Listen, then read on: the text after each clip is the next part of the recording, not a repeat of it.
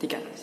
Oke, assalamualaikum warahmatullahi wabarakatuh. Selamat datang di pembelajaran bahasa Inggris. Pada kesempatan kali ini saya akan menjelaskan tentang teks, yaitu teks naratif dan teks recall. Nah, seperti yang kalian sudah ketahui, ada banyak jenis teks, yaitu yang pertama ada deskriptif, ada naratif, lalu ada recall, dan beberapa yang lain seperti report, exposition, lalu ada prosedur dan yang lain. Nah, untuk kesempatan kali ini saya akan memfokuskan pada penjelasan naratif dan recall. Kenapa?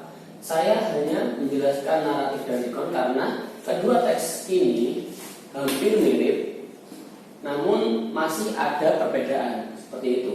Nah, yang awalnya mari kita mulai dari teks naratif.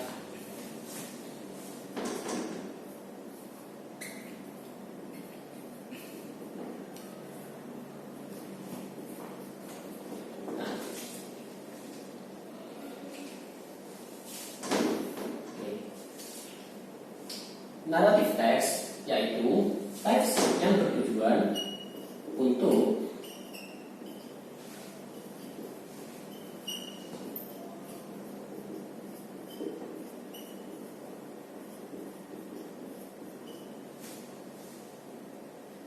menghibur para pembaca dengan cerita yang berurutan melalui beberapa stage atau beberapa tingkatan.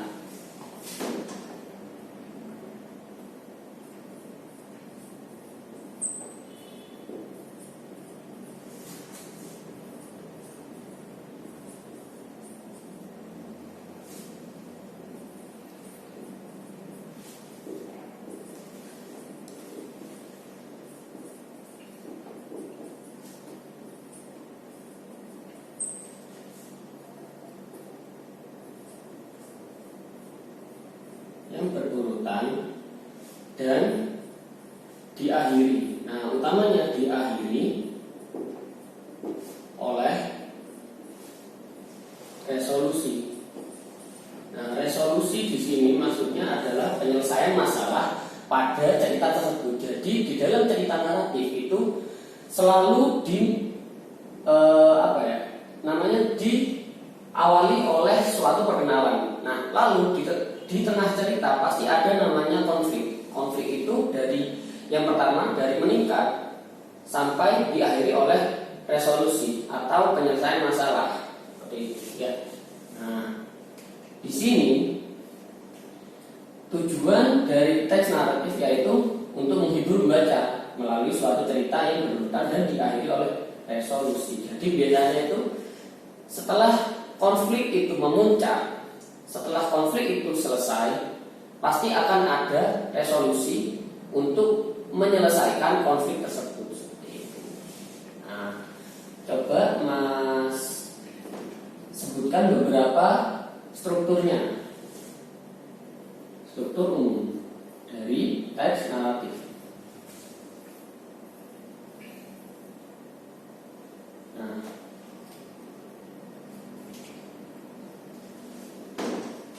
yang pertama yaitu ada orientation-nya. Nah, orientation di sini yaitu berupa teks yang bertujuan untuk mengenalkan latar dan tokohnya. Jadi orientation ini adalah paragraf atau kalimat. Nah, tulis kalimat atau paragraf yang berisi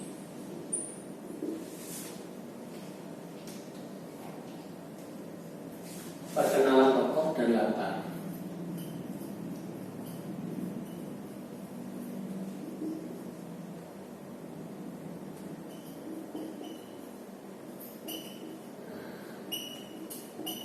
Nah, latar di sini yang dimaksud adalah bisa latar tempat ataupun latar waktu. Nah, latar waktu bisa jadi sore hari, pagi hari, malam hari, ataupun misalnya pada suatu ketika seperti itu ya. Nah, lalu yang kedua ada namanya evaluation. Ya. Evaluation. Nah, evaluation di sini berisi evaluasian diri pada setiap masing-masing tokoh sebelum memulai adanya konflik. Jadi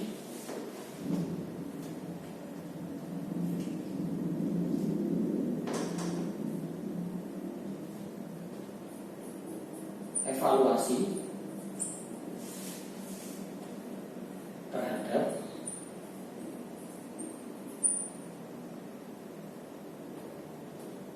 sikap para tokoh.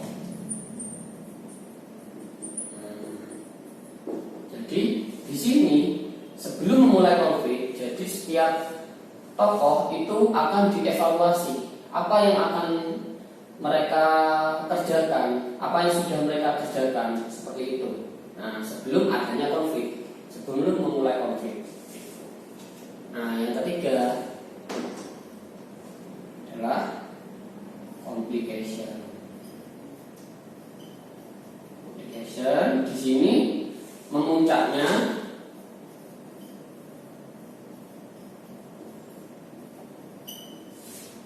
konflik di dalam cerita, ya. Jadi di dalam suatu cerita narasi itu pasti ada namanya konflik. Nah, konfliknya antar siapa? Antar tokoh. Jadi biasanya di dalam suatu cerita setelah dikenalkan semua para tokoh yang akan terlibat di dalam suatu naratif teks, nah di sini dijadikan konflik antar tokoh. Jadi tokoh-tokoh yang sudah dikenalkan tadi akan dikonflikkan, akan dipertemukan di dalam konflik sini, ya, di dalam paragraf complication, ya, memuncaknya konflik pada para tokoh.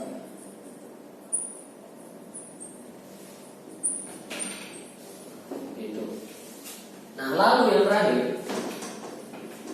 yang keempat, setelah konflik itu memuncak, akan ada akhirnya. Setelah konflik pasti ada solution, ya, pemecahan masalah.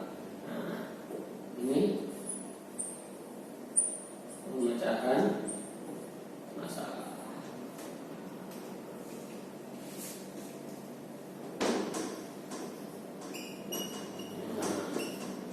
Di sini masalah yang dialami oleh para tokoh di dalam konflik diselesaikan di dalam paragraf resolution.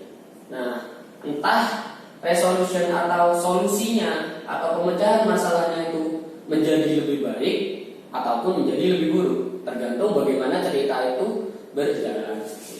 Nah, dan yang terakhir, yang kelima, nah ini yang kelima, namun ini opsional, yaitu namanya reorientation. Nah, reorientation di sini biasanya berupa moral value atau pesan moral, ya. Nah, jadi biasanya ada pesan moral yang disampaikan di suatu naratif teks. Jadi biasanya jika kita membaca suatu naratif teks akan diakhiri oleh pesan moral atas cerita yang sudah berlangsung tersebut. Yaitu.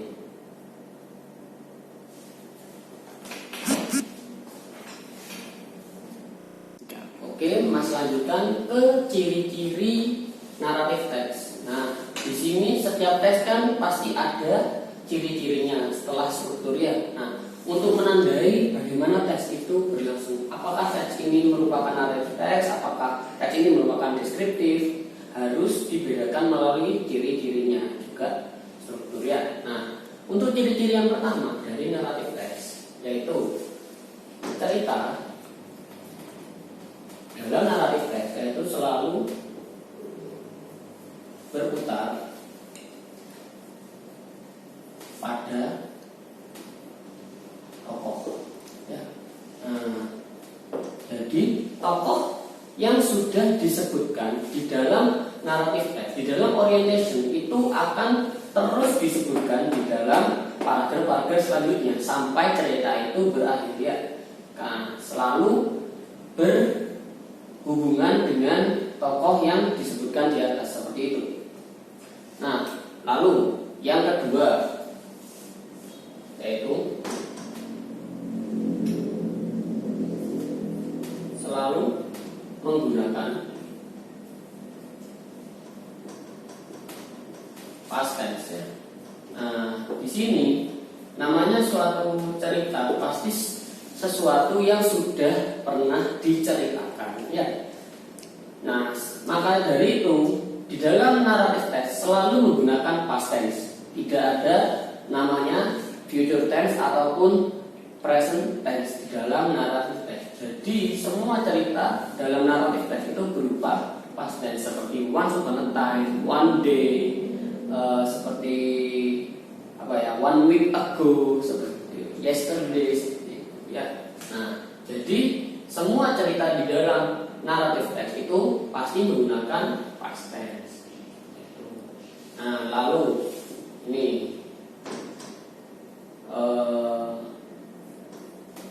cerita di dalam narrative text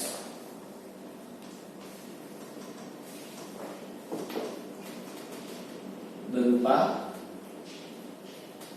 urutannya. Nah, jadi di dalam narrative text itu selalu berurutan dari A, B, C, D sampai Z ya. Jadi tidak ada namanya cerita loncat-loncat. Selalu berurutannya in sequence. Nah, seperti itu. Nah, jadi untuk narrative text, ciri-ciri dan struktur umum ini yang membedakan dari teks yang lainnya. Selalu ada namanya urutan, lalu menggunakan past tense, dan ceritanya selalu berputar pada tokoh. Oke, itu. Nah, ada tambahan lagi. Ceritanya dalam narrative text berupa fiksi. Ya. Fiksi. Nah, jadi di dalam narrative text itu tidak ada yang nyata ya. Semuanya berupa fiksi atau karangan. Jadi tidak ada namanya cerita fakta di dalam teks naratif. Oke. Lanjut ke recount text.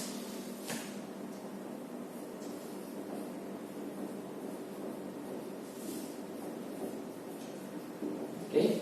Recount text seperti yang kalian ketahui yaitu hampir sama dengan naratif, yaitu sebuah teks cerita juga. Namun bedanya apa? Nah, sini.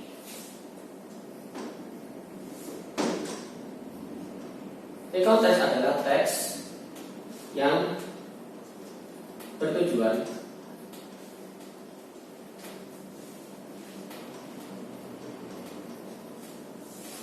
menghibur, untuk menghibur ya.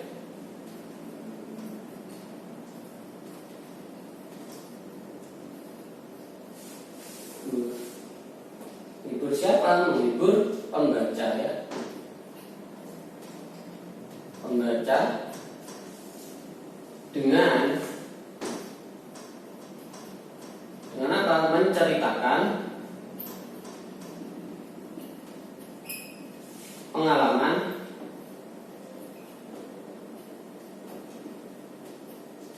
pribadi ataupun seseorang.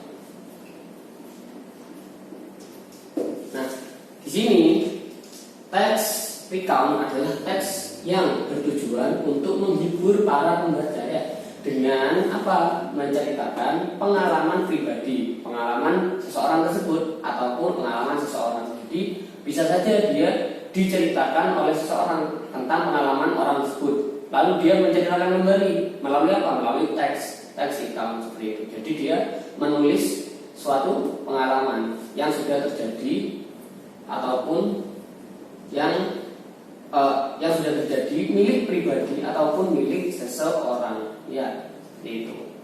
Nah, Mas lanjutkan ke struktur umumnya. Oke.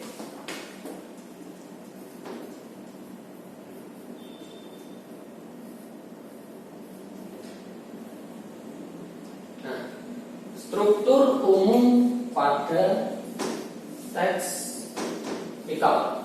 Oke. Yang pertama, yang tahu? Nah, untuk yang pertama itu hampir sama seperti naratif, yaitu yang pertama orientation.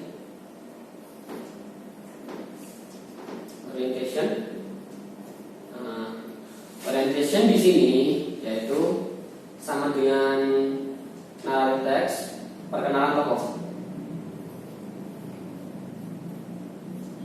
Perkenalan tokoh. Siapa tokohnya?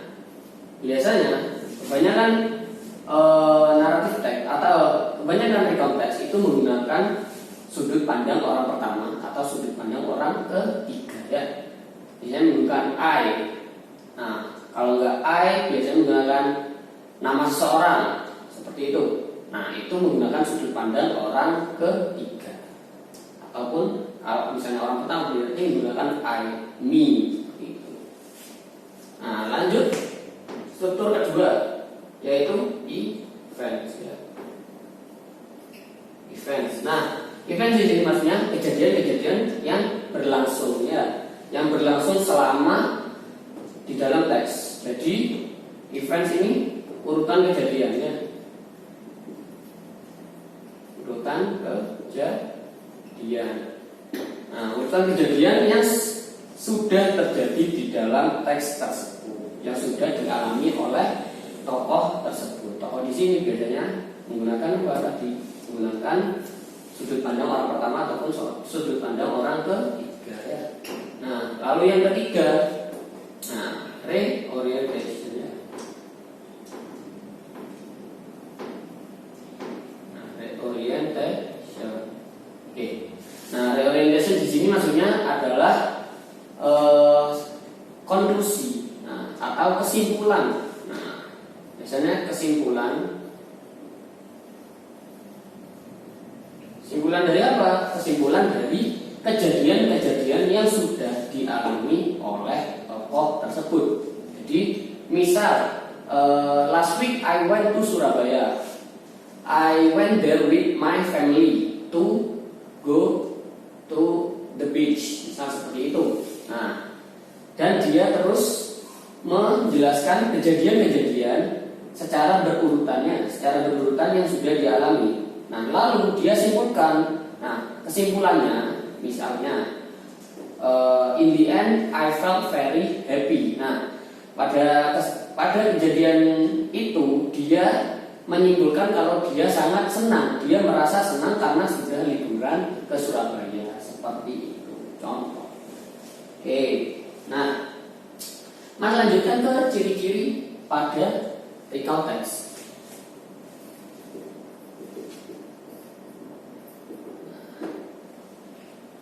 Ciri-ciri recount text hampir sama dengan ciri-ciri pada naratif teks, namun masih ada perbedaannya. Nah, yang pertama, cerita berfokus pada tokoh. Tokoh yang mana? Tokoh yang ada di dalam cerita tersebut. Yang kedua juga sama, selalu menggunakan past tense. Nah, namanya cerita yang sudah terjadi pasti menggunakan past tense, ya. Nah, dan yang ketiga juga sama. Nah, ceritanya berurutan. Cerita dalam teks ini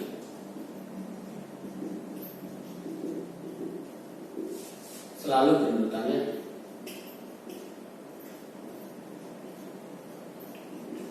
Berurutan. Nah, bedanya ada di ciri-ciri terakhir, yaitu teks atau ceritanya berupa fakta ya. Nah, fakta. Karena apa? Di dalam suatu teks recount pasti kan menceritakan pengalaman yang sudah terjadi. Maka dari itu, di dalam teks recount pasti mengandung fakta-fakta yang sudah tokoh tersebut alami, seperti itu. Nah, sekian untuk penjelasan recount teks dan naratif teks pada kesempatan kali ini. Wassalamualaikum warahmatullahi wabarakatuh. Nah, setelah mendengarkan dan menjelaskan struktur dari naratif teks dan recount teks dan juga ciri-cirinya, Mas akan lanjutkan ke latihan soal. Oke?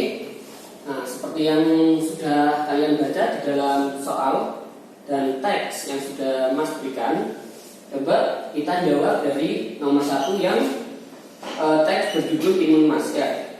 Nah, langsung ke soal nomor 1. What is the main idea of the second paragraph? Nah, di sini main idea ini adalah ide pokok dari paragraf kedua. Mari kita baca paragraf kedua. She gave birth to a beautiful baby girl. They named her Timun Mas. They were happy. Timun Mas was very diligent and smart girl. When she was teenager, Buto Ijo came to her house, but the farmers said that Timun Mas was still child. They asked Buto Ijo to postpone, and Buto Ijo agreed. They came again and again, but the farmers always said the same. When the third time Buto Ijo came, the farmers had prepared something for him. They gave Timun Mas some bamboo needles, seeds of cucumber, and dressing and salt. Nah, di sini dicarilah ide pokok dari paragraf kedua. Coba kita lihat yang A. Oke, Buto Ijo wanted Timun Mas to be his wife. Apakah benar? Nah, ini bisa dilihat di yang paragraf pertama. Ketika para petani itu menginginkan anak, si Buto Ijo mengabulkan. Namun si Buto Ijo bilang kalau petani mereka harus mengorbankan anak mereka ketika sudah dewasa. Nah, berarti kan di sini bukan yang A karena tidak minta dijadikan istri. Tuh. Nah, yang B, Timun Mas sangat rajin dan pintar, ya. Anak yang sangat rajin dan pintar. Di sini hanya menjelaskan satu kata kalimat tersebut, ya. Tidak menjelaskan secara keseluruhan paragrafnya. Nah, untuk yang D, Timun Mas masih anak-anak ketika Buto Ijo datang ke rumahnya. Nah, di sini juga tidak tepat, ya, masih kurang tepat karena mereka sudah tahu kalau anaknya itu sudah dewasa, namun masih menyembunyikan diri dari Buto Ijo. Nah, yang C ini yang tepat karena di sini Buto Ijo kan sampai tertanya berapa kali? 3 kali, ya, untuk menanyakan apakah Timun Mas itu sudah dewasa atau belum, ya. Di sini difokuskan di yang C. Nah, lalu nomor 2, what is the aim of the text above? Aim di sini maksudnya adalah tujuan. Nah, tujuannya yang mana kira-kira? Sesuai dengan penjelasan naratif teks, yaitu teks yang bertujuan untuk menghibur pembaca. Nah, di sini jawaban yang tepat adalah D, ya, to entertain, ya. Entertain adalah menghibur. Oke. Nomor 3, lanjut. Ini dicari sinonim dari suatu kata, ya. Ferocious. Ferocious itu artinya adalah yang A, heartless atau tidak punya hati atau kejam, ya. Nah, kalau yang lain generous, kind, sama magnanimous. Magnanimous itu artinya sama, yaitu murah hati, ya. Seperti itu, rendah hati. Nah, nomor 4, what happened when Timun Mas threw herself? Nah, itu ada di paragraf ke-4, paragraf terakhir. Nah, jadi Timun Mas waktu melempar garamnya yaitu tiba-tiba ada lautan yang membuat Buto Ijo tenggelam. Nah, jawabannya adalah yang C. Oke, lanjut ke nomor 5. Informasi mana yang tidak benar sesuai dari teksnya? Nah, ini kan dicari yang salah berarti ya. Oke. Nah, yang A, Buto Ijo memberikan anak kepada petani. Nah, yang itu masih benar ya. Lalu yang C, bambu needles turn into bamboo trees. Nah, di sini ada di paragraf ketiga, masih benar ya. Untuk yang D, Buto Ijo mati setelah garamnya berubah menjadi lautan. Nah, itu masih benar di paragraf yang keempat. Nah, yang salah itu yang B, yaitu Buto Ijo adalah monster yang murah hati karena dia menolong para petani. Nah, itu yang kurang tepat karena Buto Ijo sendiri adalah makhluk atau monster yang kejam. Jadi jawabannya adalah yang B. Oke. Lanjut ke halaman 79 dan 80. Ini teks rekamnya, soal yang mengenai teks rekam. Oke, lanjut nomor 6. The last paragraph tells us about. Nah, kita baca paragraf terakhir. Pada tengah hari, at midday, we carefully came to the peak of the mountain and we saw the large crater. There was a white flag there to remind us of the dangers. The crater produced smoke which grew thicker and thicker over the top of the volcano. We took our photos and then we began to rush down the mountain. The moonlight and the twinkling lamps from houses were like magic really. We had all had hopes that one day we would climb this mountain again. Nah, sini kan dijelaskan di kalimat ketiga. Nah, the crater produced smoke which grew thicker and thicker over the top of the mountain. We took our photos and then we began rush down the mountain. Nah, di sini maksud dari kalimat tersebut itu adalah sesuatu semakin berbahaya ya. Jadi asapnya semakin tebal, berarti kan semakin berbahaya untuk berada di atas kawah tersebut. Crater itu kawahnya. Nah, jawaban yang tepat untuk nomor 6 adalah yang B ya. Nah, menjelaskan tentang apa? Tentang bahaya yang semakin sulit ya dalam petualangan mereka menuju gunung. Nah, seperti itu. Kalau yang misal the accident happened to them. Nah, accident mereka tidak mengalami kecelakaan. Lalu yang C, the storm was seen there. Nah, the storm berarti kan badai. Tidak ada badai yang dijelaskan di kalimat di paragraf terakhir. Nah, lalu yang D, there is no dangerous thing there. Nah, ini juga kurang tepat karena di situ ada benda yang cukup berbahaya, yaitu asap yang dihasilkan oleh kawah tersebut itu.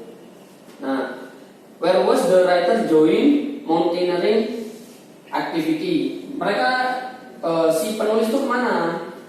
Join kegiatan naik gunungnya. Sudah jelas ke Gunung Kerinci.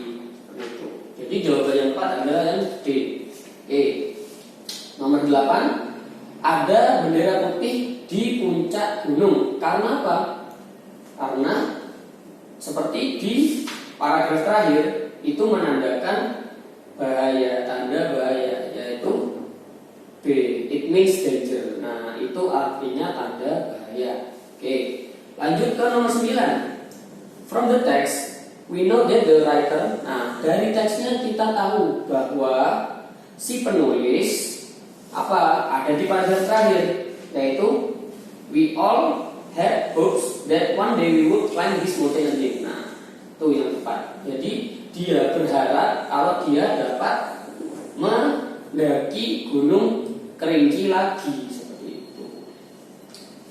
Nah, lalu yang terakhir, 2 hours later we came to a vast and wonderful tea plantation. Nah, the word we refers to. Nah, kata we itu mengacu ke siapa? Nah, ada di paragraf kedua. Nah, kata we itu merujuk ke siapa? Yaitu di yang A ya, si penulis dan teman-temannya yang mengajak dia untuk mendaki